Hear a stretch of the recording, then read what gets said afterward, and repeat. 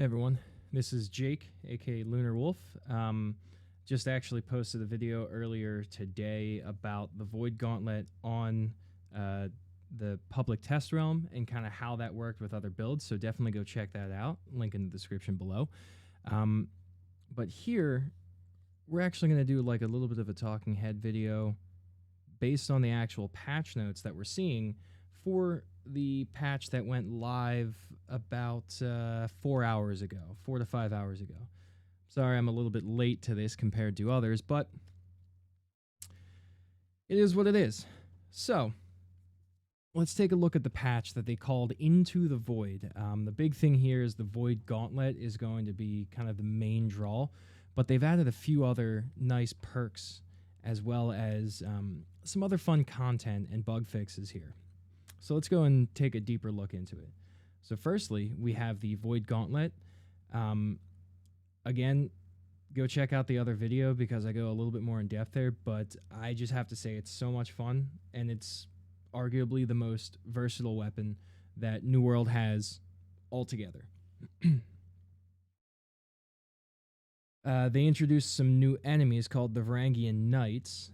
I haven't actually run into them yet. The quest, I think it looks like it starts over in Everfall region, but it looks like they're kind of these roving bands of enemies that are different from the typical things. I think they have some different weaknesses, attacks, things like that. But of course, the new types of enemies that they're bringing in here are the hewer, the scout, the knight, and an archer. So honestly, the normal archetypes, there's going to be a healer slash magic user one, heavy armored shielded dude, lower armored DPS guy, and then a ranged DPS. So nothing really too special there. Excuse me. They changed some things around here for the world experience. So they added some starter zone improvements, better visuals, little UI fixes here and there, and things around the points of interest and graphical changes there. Ezra's Forge has been updated and moved from Ambrine Temple to the Southwest Windsward, so it's going to be a lot easier for newer players to get to it. This, to me, is the biggest thing here, is the 10% speed increase while on the road. Now, it's not a lot, but it helps with those long-distance runs. All I got to say here is they're one step in the right direction.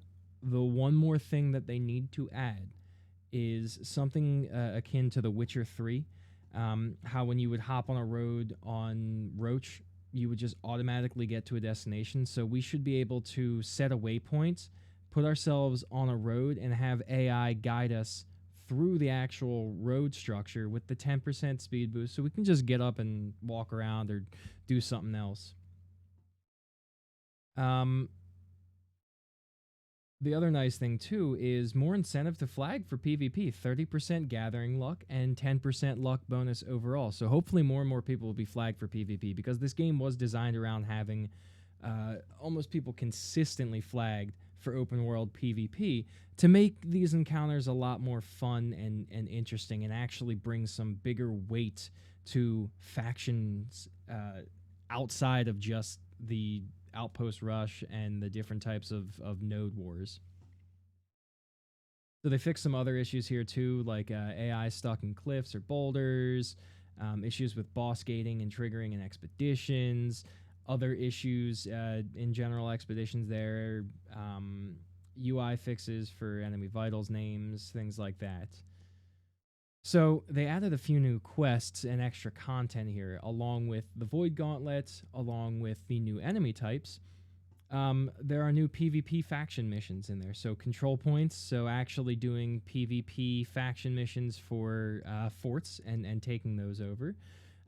Intercept for defeating enemy faction members and collecting their tiers. This is going to be great for actually doing stuff, because the past ones were just go stand here for 90 seconds, go grab this thing and bring it over to this side of the map, go kill X number of enemies, or gather X number of, crafting components or something like that. This actually will give something good. So the war camp loot to retrieve hidden plans of the enemy's war camp. I've got a feeling that it's going to send you to that might only pop up during when somebody else controls a fort. Maybe that'll happen. I'm not sure. I haven't actually been in game yet today to check it out. I just wanted to kind of pop on here and take a look at these patch notes. So they did some updates to the main storyline quest to improve the overall player experience, building up some better dynamics and whatnot. It looks like if you were halfway through some quests, you may have had those quests reset. It's unfortunate, but it's not really too much of a problem there. I don't know about the Old Stone Remembers or the New Initiate or anything like that, but I'm glad to see that they're fixing a ton of this stuff here. See, so they updated the Survivalist quest for First Light. Here's some good bug fixes, though. Starting zone faction missions have been updated. Rank 2 quests now offered level 20, but recommended for 25 plus. Yeah, so a good array of bug fixes here. Some minor ones here, but for the world text, some of the notable bug fixes are. Thank you so much for this. You ever been in an area where you kill like something and it was a pretty difficult fight, then all of a sudden all of the enemies just instantly respawn before you can move on to the next one? Well, looks like they fixed that, which is good. Various issues that could occur when interacting with the journal entry scattered across the world. I didn't personally run into any of that, so I can't say for sure what that actually is fixing. Some of you might have. Fix an issue with town projects boards failing to refresh. Yeah, I have definitely seen that, and that's been a bit of an issue. PvP experience bonus will no longer apply when in an expedition. Interesting. I never actually did that because I've never like set myself up to go flag, but maybe I would have been 60 by now had I done that. So huge portion here for combat and AI that we can get into. Massive weapon rebalancing. It's crazy. It's nuts. There wasn't really a meta per se, but there might be now. But let's take a look and see how bad these are. I saw some stuff on Reddit and going around and some other notes for what happened on the PTR, but this is the official, of course, on the live ones to see what it is. So for consumables, fix the bug that allowed the well-fed buff to stack from different tiers and types of food. Fix the bug that prevented weapon coating items from being consumed properly when used. Both kind of exploity types of things, but yeah, sure, it's great that those are fixed and things are working as intended. For the gear perks, increase the scaling of leeching perks, increase the efficiency of the Freedom, Vigor, and Invigorate debuff reduction perks. Okay. Decrease the cooldown of Keen Speed, increase the poisoning, bloodletting, burning, crippling, enfeebling, and infected effect during duration on the ring perks. Fix the bug that allowed fixed a bug that allowed chain elemental perks to damage invulnerable characters. Interesting. Fixed a bug, another bug for chain elemental, corrupted bane to scale higher. Chain elemental can trigger from the initial impact of the gravity well now. Fixed it so that it doesn't happen. And fixed a issue with the hardy perk. It's good that they kind of increased the scaling because some of the perks really seemed lackluster, and I'm glad to see that they're trying to bring them better in line.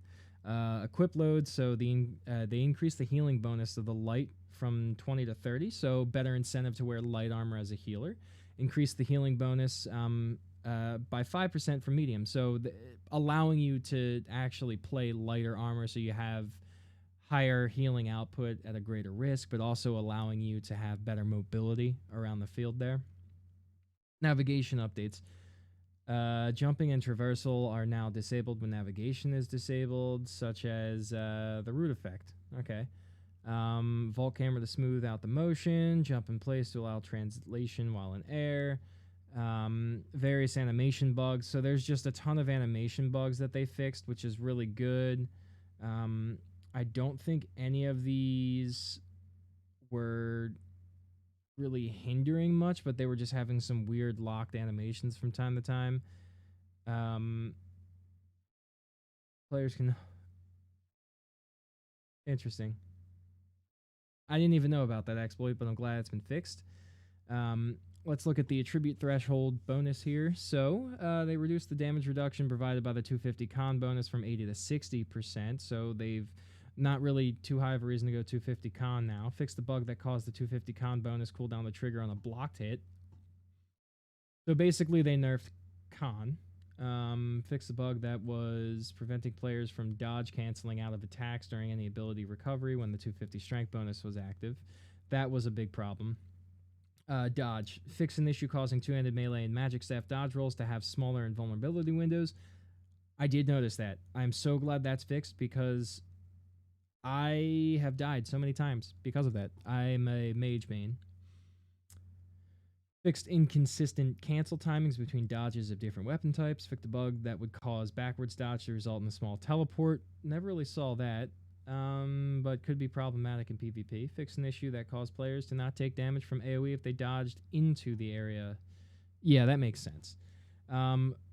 War structures are now immune to buffs and debuffs. Yeah, they should have been. Disabled player collision on Inferno traps due to players occasionally getting stuck on them. Good. Made it so players can't deal damage to other players with weapon abilities through Fort Gate. Yeah, okay, great. That's good. For OPR, Power of Battle Bread from 15% damage and defense to 5%. Wow, that's a big decrease. Same thing for damage reduction on the Baroness buff. And, ooh, wow. A lot of decreases there. Okay, all right. Fixed bug on Backstab. Yeah, you shouldn't be able to backstab somebody from the front. Fixed a bug for on block, and fixed where various passives and timers were being removed when swapping weapons. Yeah, okay. Here's the big thing. Weapons. I don't know if I'm going to dive deeply into everything here. We'll have a very long video if I do.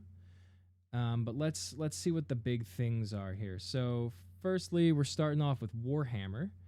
The weapon rebalancing that I saw, they're definitely trying to bring things in line with one another and kind of focus more on the intended purpose of said weapon. So we're going to see some things change, some good, some bad. We'll see. So the overall goal with their changes for the Warhammer was to make the power of the Juggernaut weapon mastery tree stand out a bit more from the Crowd Crusher. Good. I mean, they should be unique. And funnel some of the power of the Rend to Armor Breaker's Rend. So that's nice.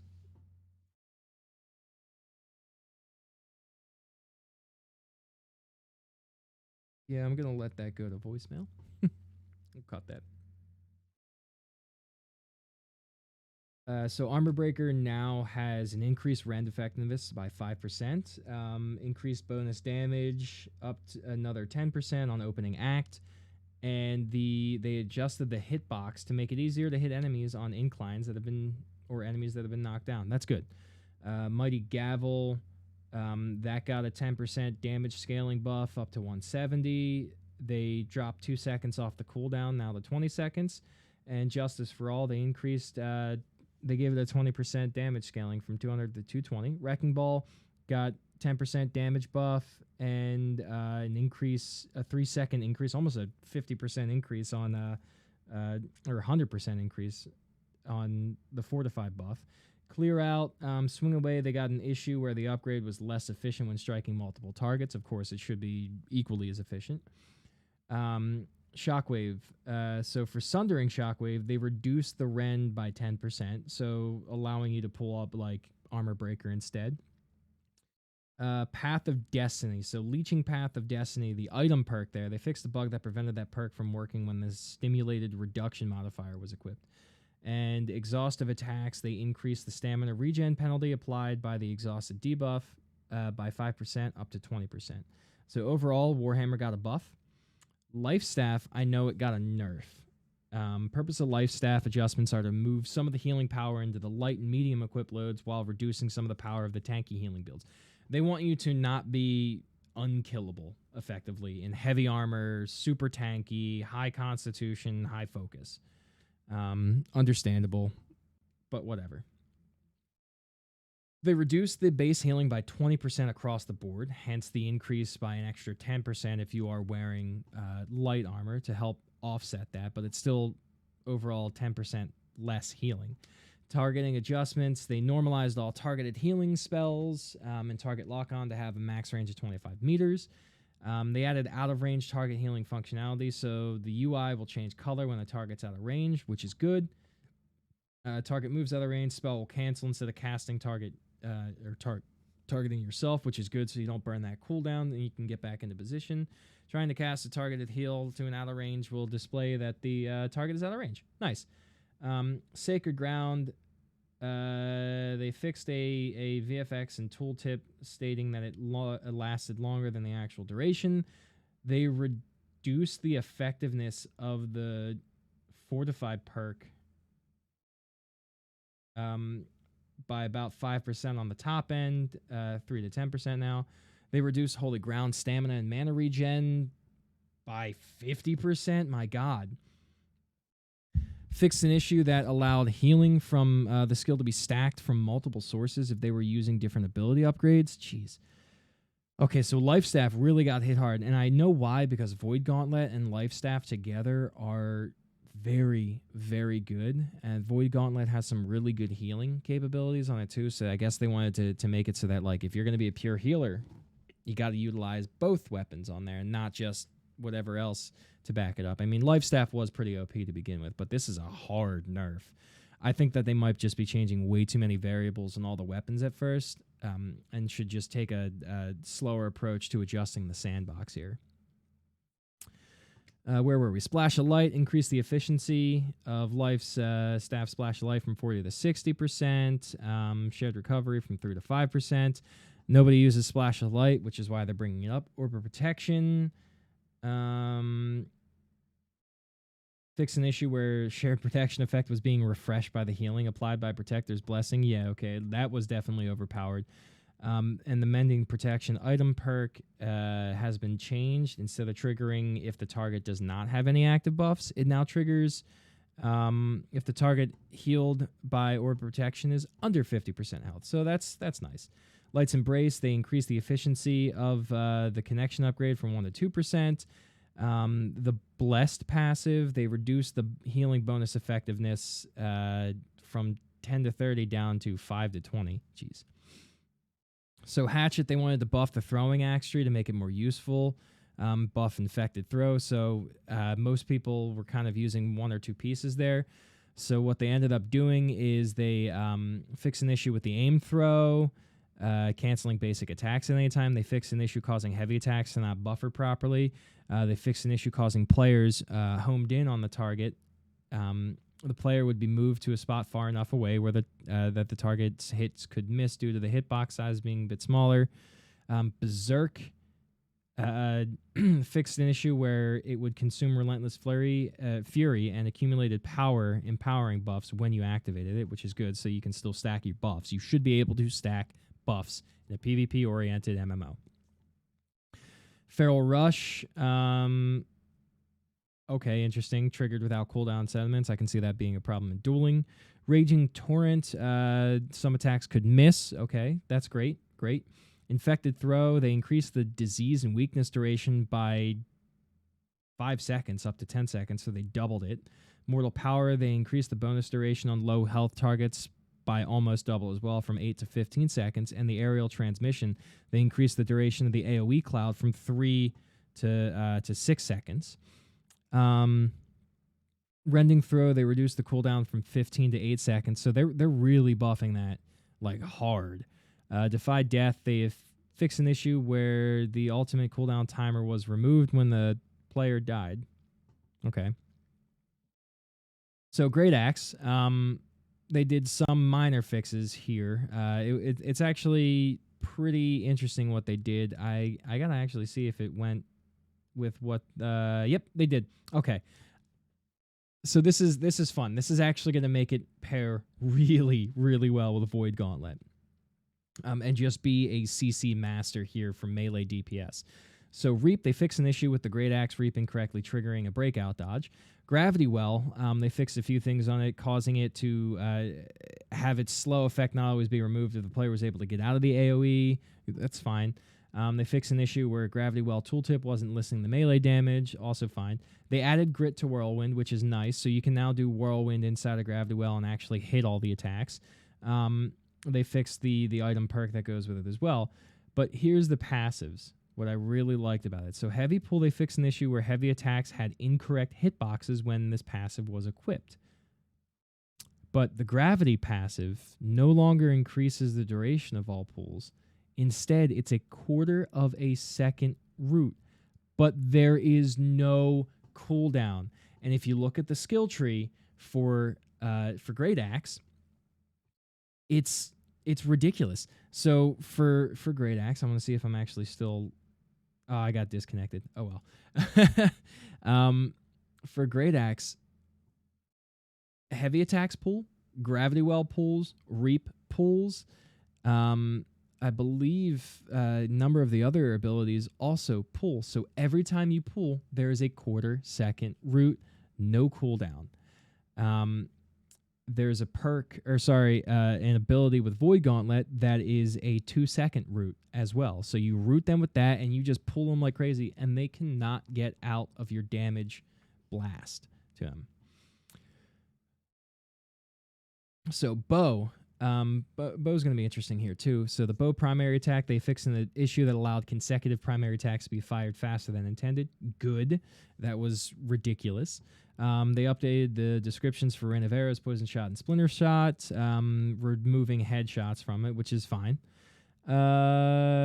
Fix an issue with several bow abilities not benefiting from increased damage at higher tier arrows. For Evade Shot, the Go the Distance upgrade now applies haste at the end of the ability rather than at the start, so that the buff duration is not partially lost during the skill animation. That's good. I like that.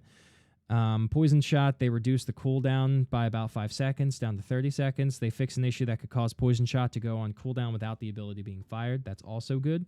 Rapid Shot was reduced in cooldown from 20 to 14 seconds, and the Rapid Accuracy is they fixed an issue where the upgrade would not reduce the cooldown if the arrow last hit. Rain of Arrows no longer hits enemies through doors. Good. And then they fixed an issue where hip firing the bow was triggering the heightened precision passive from the musket ability tree. Interesting. So the main goal for Sword and Shield updates were to make the Leaping Strike ability feel better and to improve the buffering for heavy attacks that make them more consistent. I get that. So they fixed a couple of issues there. One where basic attack buffers and cancels weren't working properly. An issue where the fully charged sword heavy attack had different timings than the regular heavy attack. Shield Rush, they increased the weakened duration from 4 to 10 seconds on the improved rush aspect to it. And for Leaping Strike, they reduced the cooldown by about 7 seconds from 25 to 18.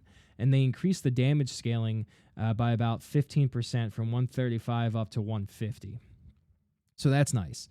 They sped up their recovery after using Leaping Strike to make it easier to transition to other attacks. Yes, that was very, very long, and one of the big complaints that I heard about my tanky friends.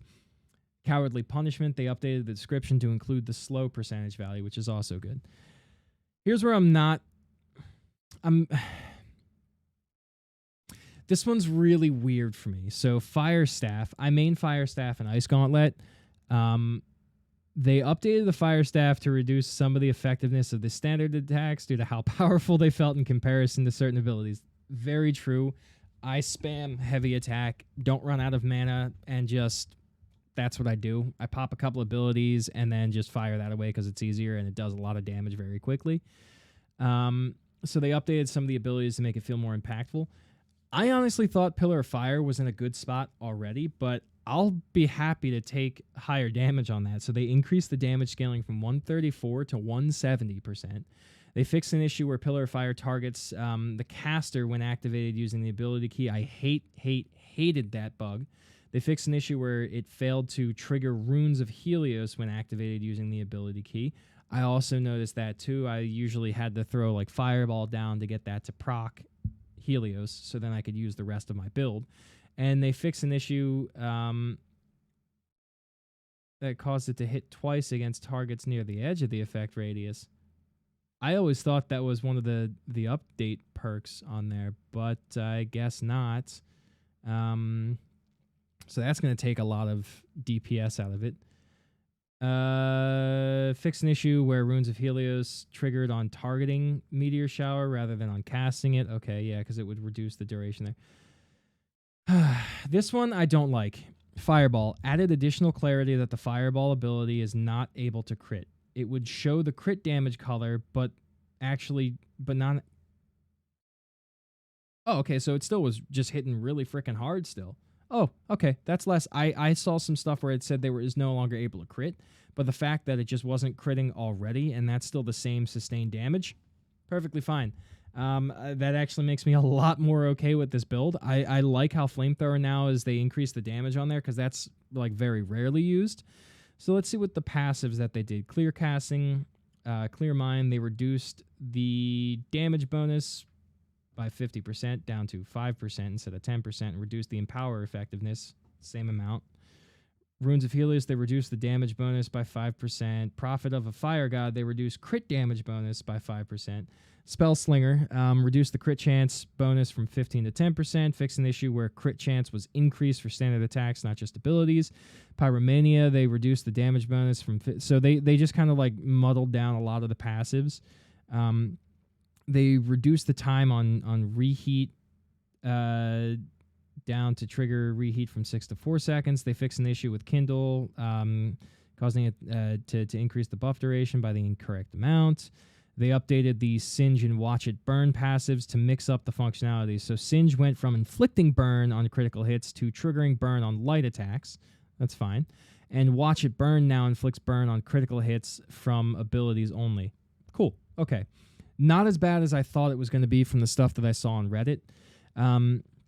Spear, I think it got actually a pretty good buff to it. They increased a lot of the damage of Skewer, Perforate, and Cyclone. They fixed an issue with Vault Kick as well.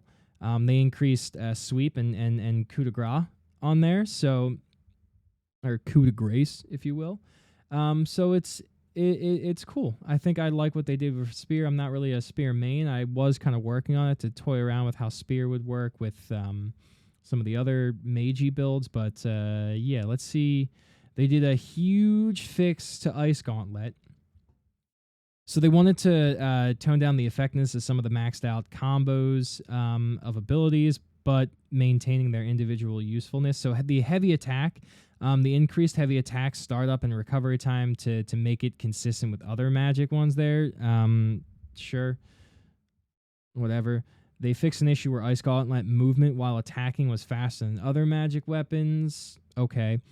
Fix an issue where basic attacks on the Ice Gauntlet could sometimes shoot through an enemy without dealing damage if they were too close. Yeah, I hated that. That was messed up. Ice Storm, so Ice Storm got nerfed.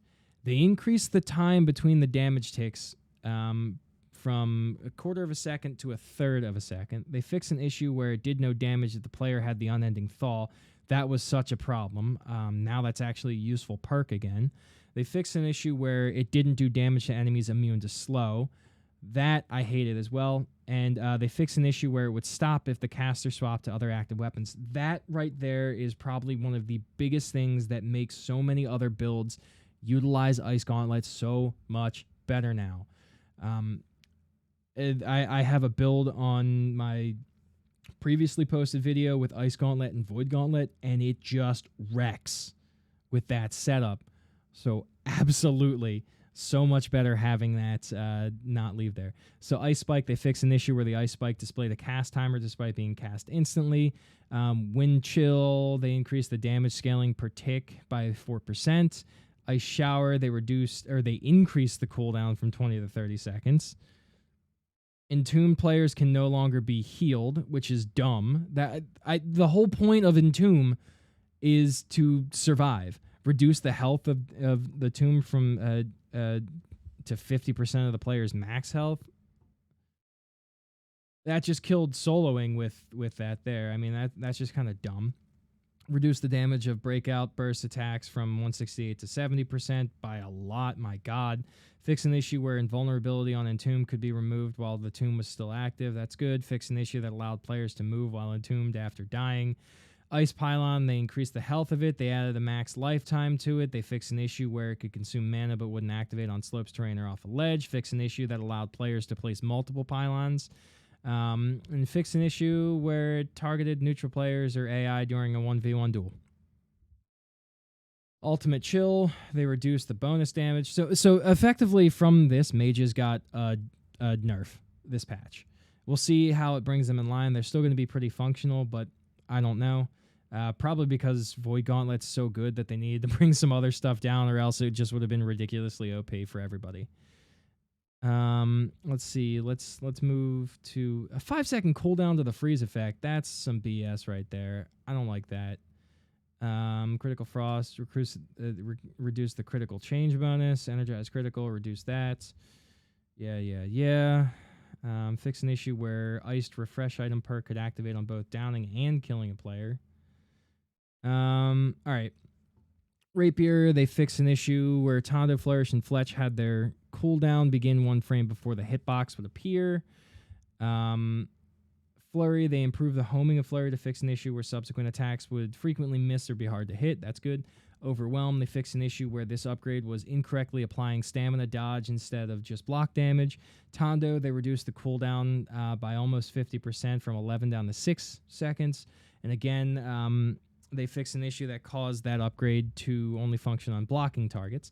Riposte, they reduced the cooldown by 8 seconds down to 12 seconds now. They increased the base stun duration by half a second up to 2 seconds. The lasting consequence stun duration was increased from 2 to 2.5 seconds now. And some passives like Momentum and Swiftness, Momentum got an increased bonus damage by 5% up to 30% now. And Swiftness got an issue fix where the passive was granting haste from bleed and damage ticks. We're going to see a lot of changed up builds now after this patch, I think. I don't know if we're going to see some different ones, but we might see the mage people kind of expanding out beyond Fire Staff and Ice Gauntlet. I personally think I might pick up Void Gauntlet and Ice Gauntlet together. I think that's going to be a lot of fun. Musket got a buff overall, 2.5% damage buff. Fixed a couple of the animation issues. We're not being reloaded after dodge rolling and triggering the auto run. Reloading would not automatically resume after an interruption when the player was aiming. And the overcharged shots were not being consumed while hip firing when crouched. Traps can no longer be triggered by players in death doors. Sticky bombs damage was increased from 175 to 235. Stocking power got a 3-second cooldown reduction down to 15 seconds. Powered shot got a cooldown reduction by 3 seconds down to 12 seconds. Shooter stance got 2-second cooldown reduction buff down to 18 seconds now. Players can now exit shooter stance by pressing sprint, the ability to key dodge, escape, or releasing right mouse button. Critical reload, they fixed an issue that caused this passive to function inconsistently. Whew. Okay. Went through all of those weapon changes. It was a lot, but we'll see. So AI, so the general AI, there's new enemies, new lost enemies, Swarmancer, Beetle, Lost Shaman, Lost Alligator Pet, Ancient Guardian, Skeleton Mage. Okay, it'll be interesting to see these types of things. Corrupted Villager updates, so the strong Corrupted Laborer has put down his pickaxe and picked up some weights, now looking larger than ever. Villagers have had their attack sets reviewed and reworked to better differentiate them. Okay. Bug fixes and AI tuning. Ooh, there's a lot. This is a hefty patch. My goodness. All right, let's go look at this real quick and see what was overall fixed. Bug fixes and AI tuning.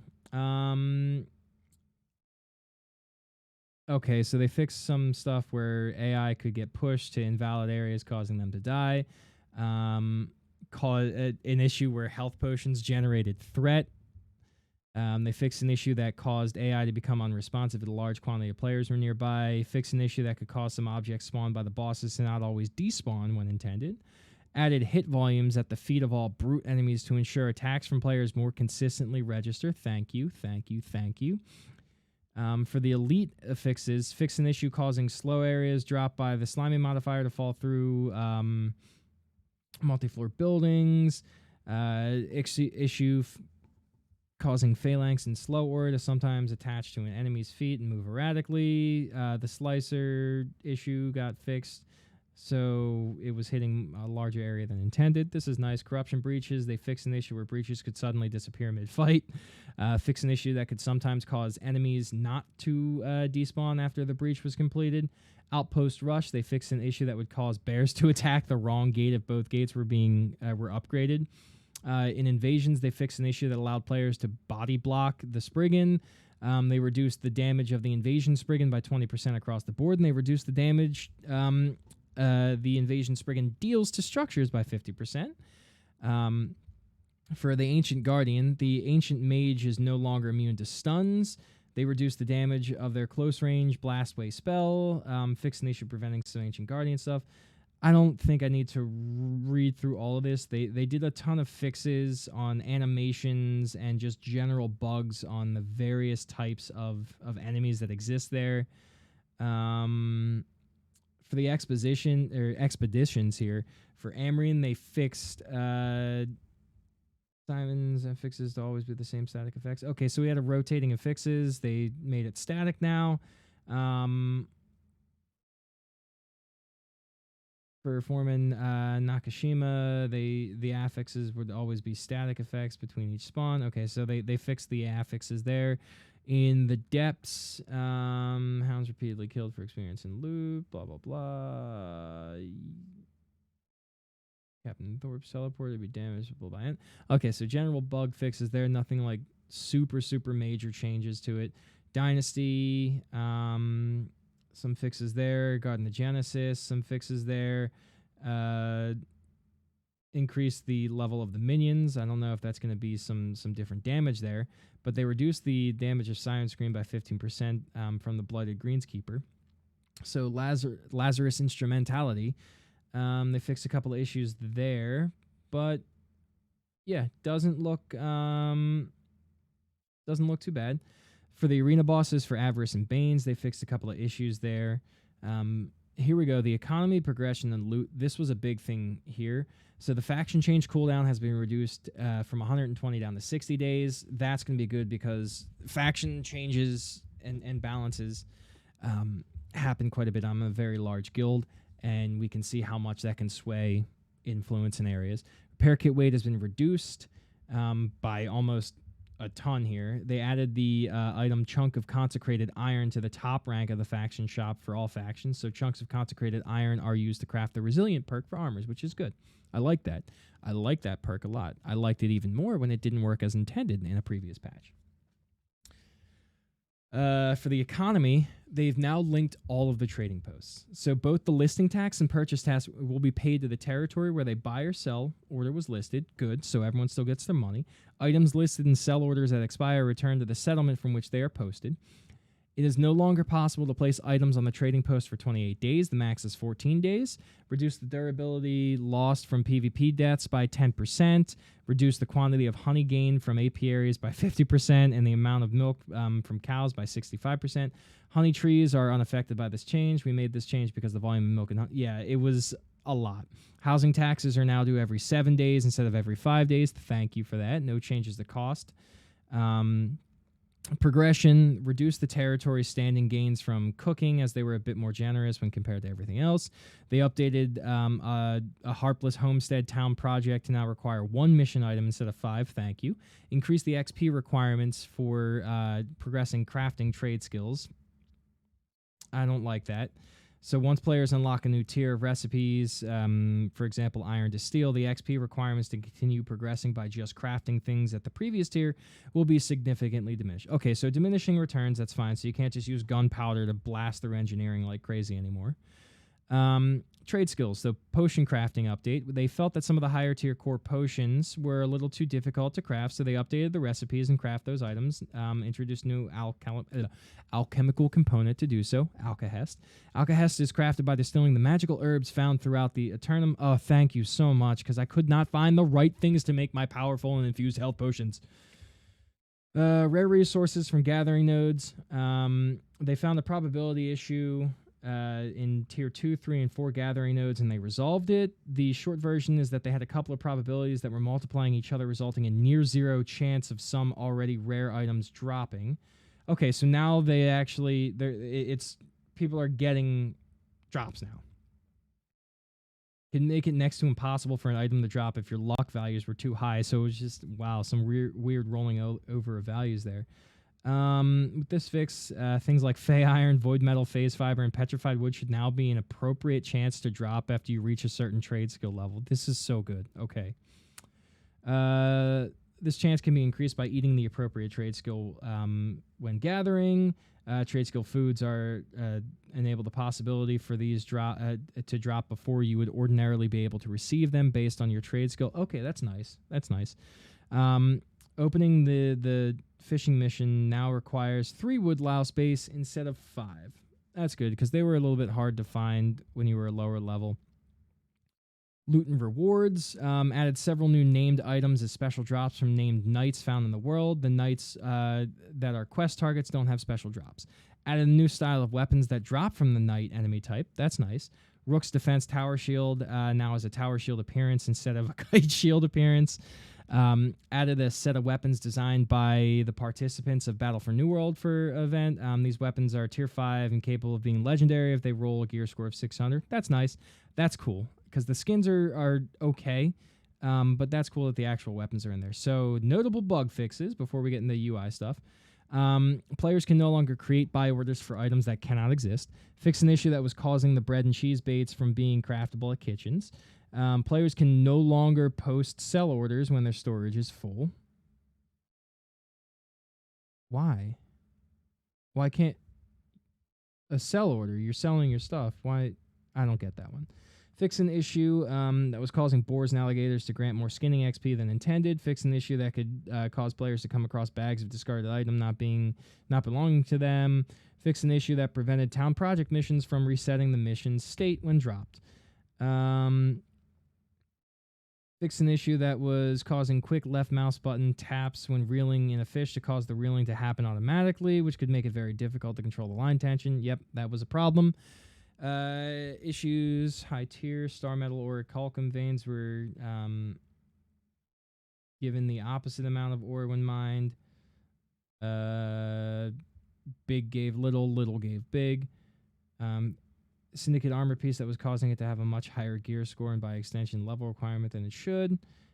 Fix an issue that was causing gold and platinum ingots to require a smelter 1 tier higher than they should. Fix issues that caused some named crafted items to present as legendary but crafted as epic.